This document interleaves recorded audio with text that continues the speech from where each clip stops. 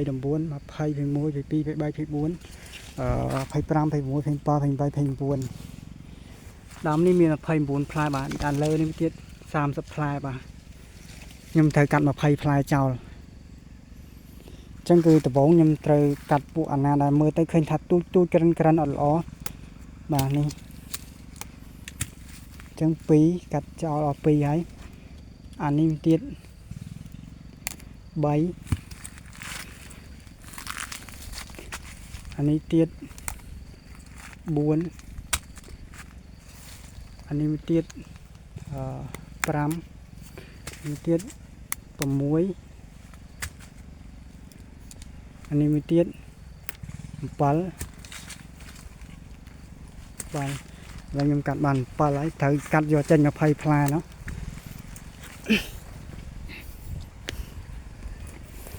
បាទ7អានេះមួយទៀតទុកតែមួយទេ8ឥឡូវនេះអត់យកទាំងពីរបាទ9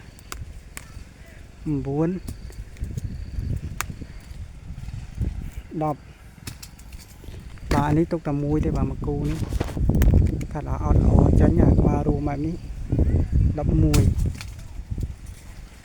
11ហើយបាទអញ្ចឹងអាលើនេះអាពីរនេះក៏ខ្ញុំអត់យកដែរអញ្ចឹង12នេះទៀត13បាទកាត់បាន3 10ផ្លែនិង7ផ្លែទៀតបាទនេះទៀតអត់យកដែរ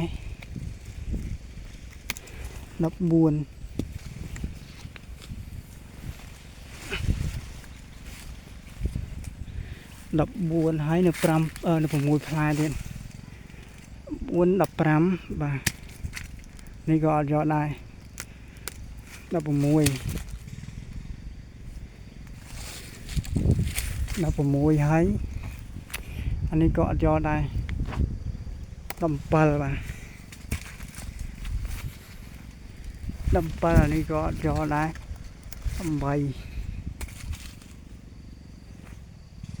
8នៅ2ទៀតអញ្ចឹងគឺឃើញថាគោលដៅខ្ញុំទុកតែ10អញ្ចឹងគឺផ្លែវាមាន30អញ្ចឹងឥឡូវខ្ញុំកាត់ចេញអស់18ហើយគឺឃើញថាផ្លែវាហ្នឹងនៅចំនួន2 10បានអញ្ចឹង2 10នេះគឺទុកបានហើយបាទយកធ្វើ2 10នឹងតែម្ដងព្រោះដើមនេះអាចទុកបាន5 10តែអស់ស្លឹកមួយខាងគឺទុកបាន2 10ហើយទុកបាន10តែឥឡូវគឺកាត់តែងទៅឃើញថានៅសល់ល្អសតនេះគឺមាន2 10អញ្ចឹងទុក2 10នឹងបានលើសបន្តិចតួចលើពីគោលដៅយើងបន្តិចតួចអត់អីទេបាទខ្វះបន្តិចតួចលើសបន្តិចតួចគឺអត់ជាបញ្ហាទេឥឡូវអានេះលើសពីគោលដៅខ្ញុំ2គ្រាប់អញ្ចឹងអត់អីទេព្រោះមើលទៅវាមិនច្រើនជ្រុលណាស់ណាទេបាទនេះខ្ញុំកាត់ចោលមិញ8 10ផ្លែបាទនេះសល់ពី10ផ្លែអញ្ចឹង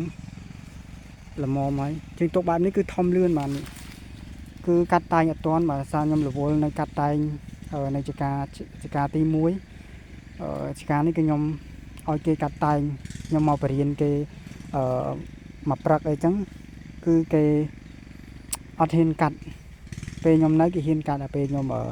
អត់នៅគេអត់ហ៊ានកាត់អញ្ចឹងគឺដើមខ្លះនៅច្រើនបែបហ្នឹងបាទធម្មតាត្រូវមួយដើមយកចេញ10ចេញ5ចេញ7អីទេតែដល់រយៈតែសម្រាប់ហ្នឹងតែនេះគឺយកចេញលើសពាក់កណ្ដាលទៀតបាទមួយដើមសល់ត្រូវទុក10យកចេញ20អីហ្នឹងអញ្ចឹងបើយើងកាត់ចោលអានេះអស់តាំងពីយើងដំបងអស់10សល់10ចុងក្រោយ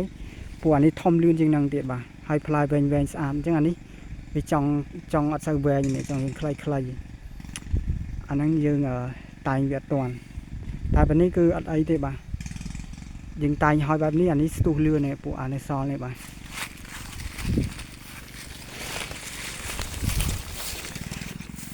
នេះសម្រាប់ស្លឹកវាក៏ចាប់ផ្ដើមហើបមកដែរនេះតែมันមើលទៅគឺអត់ជាបញ្ហាទេបាទស្លឹកចេញមកអត់ខ្លាំងទេអត់ក្រហមផ្អឺពេញដើមទេគឺចេញតិចស្ដើងបាទអញ្ចឹងខ្ញុំនឹងពុកម៉ែបងប្អូនទៅតែងដើមជាបន្តហើយដើមនេះមានតែ2ផ្លែទេបាទនេះ